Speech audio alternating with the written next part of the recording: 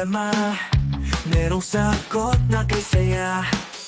Sa simpleng bagay may diskarte, laging handa pag-thinking everything. Kahit anong hamon, hindi uurong makista, tuloy-tuloy lang to. Dito sa vlog, sama ka na.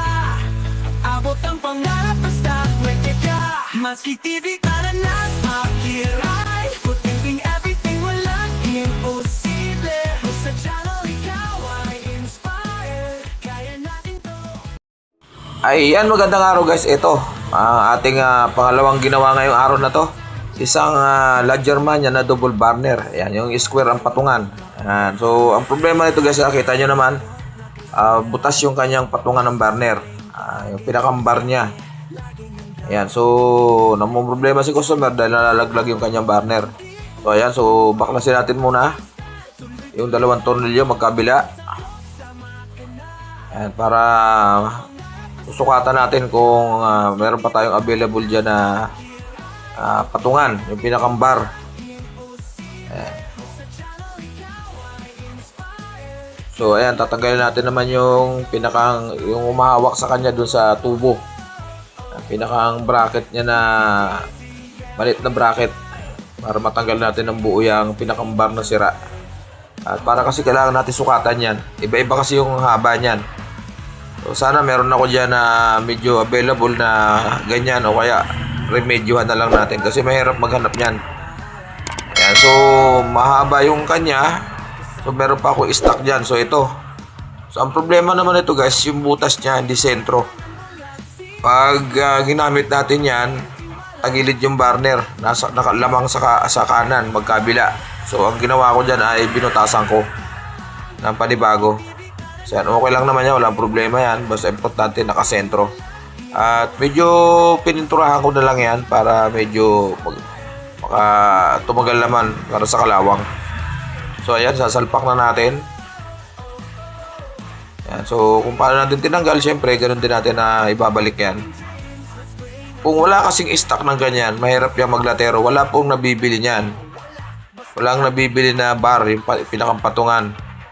So pwede re-remedyohan yun kasi hindi naman siya totally na putol. Pwedeng tapalan ng yero, bubutasan muna yung gitna ng yero, yung kung gaano kalapad yung itatapal nyo, tapos iyayakap lang yun dyan sa ilalim. Wala akong problema doon, basta hindi putol. Pero pag putol na, obligado palit talaga. Pero ito naman, palibasa may stock naman yata ako dyan, may stock naman ako dyan na nakuha. At ginawa na lang natin ng paraan para magkasya yung sumentro yung burner. So binabalik lang natin para matesting natin, mamaya ilalagay natin yung burner. So ang burner niya, dala niya isa lang at saka wala siyang patungan. Kailangan kong kumuha ng extra patungan ko dyan, yung square kanina, akin yon, para ma-check natin kung sentro. Kailangan kasi nakasentro syempre. Nakasentro yung burner doon sa pinakang body niya. At syempre para sentro din sa pinakakaldero natin o kawali. Syempre, bakit naman kung nakatagilid? Kung hindi magagawa ng paraan, tagilid talaga ang mangyayari doon sa burner. So ayan, nakakabit naman natin yung pinakang bracket. Kailangan kasi yung tubo na yan, yung pinakang T-pipe, may holder yan. Yung pinakang yero lang naman yan na ayan, tinanggal natin dito sa luma. Para pag kinakabitan natin ng hose, hindi gagalaw-galaw yung tubo. Ayan, ililipat lang natin doon sa ating bagong bar.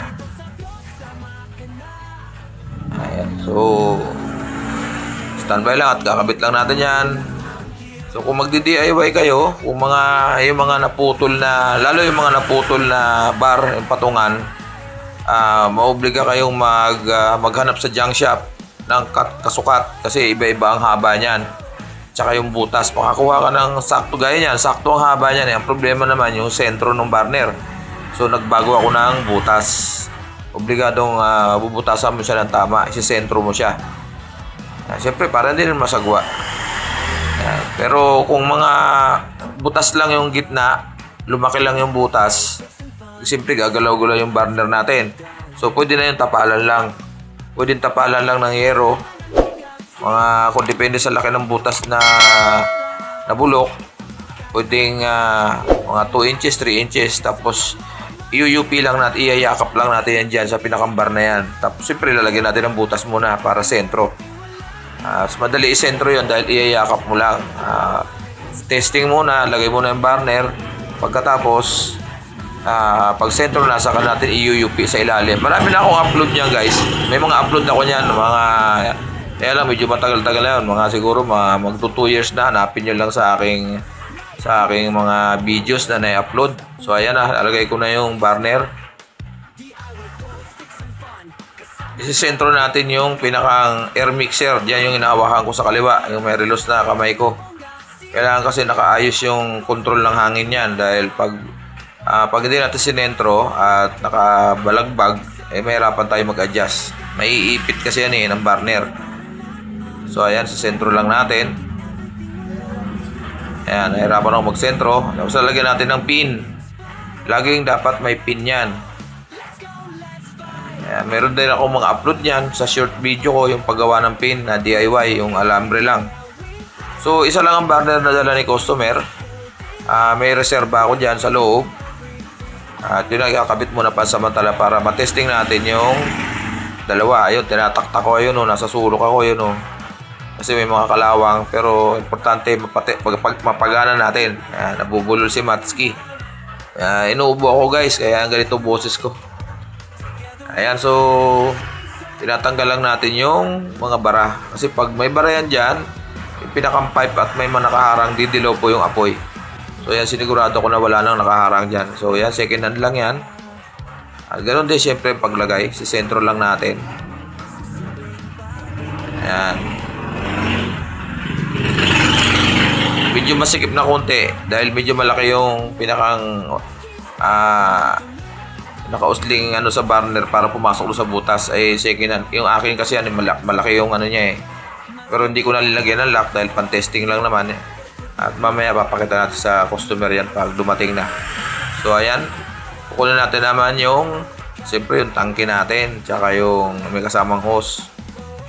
Ayan, bilis o yun yung patungan sinasabi ko, hindi rin dala ng customer. So kailangan kong gumamit ng extra patungan para makita natin kung talaga sentro yung burner, yung pagkakasukat.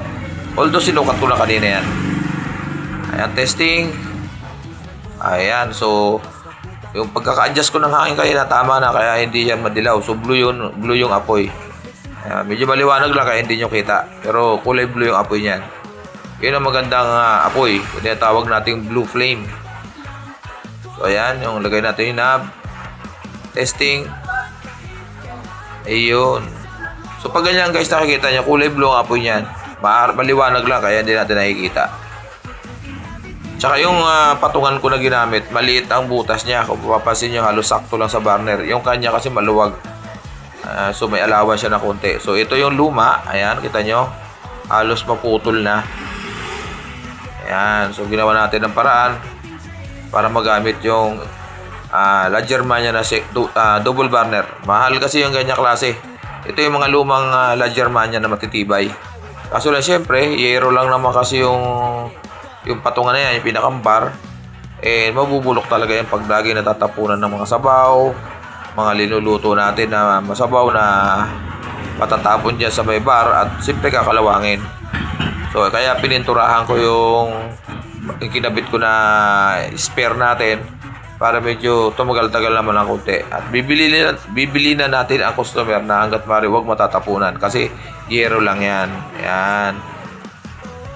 So ayan, meron na customer sa likod nagtatanong kung ano raw nangyari dyan. So pinakita ko sa kanya at balak niya ipagawa rin dahil yung double burner niya, yung kabilang side, ganyan din daw ang butas. Sabi ko sa kanya, dali na lang niya at gagawin natin. Bye-bye!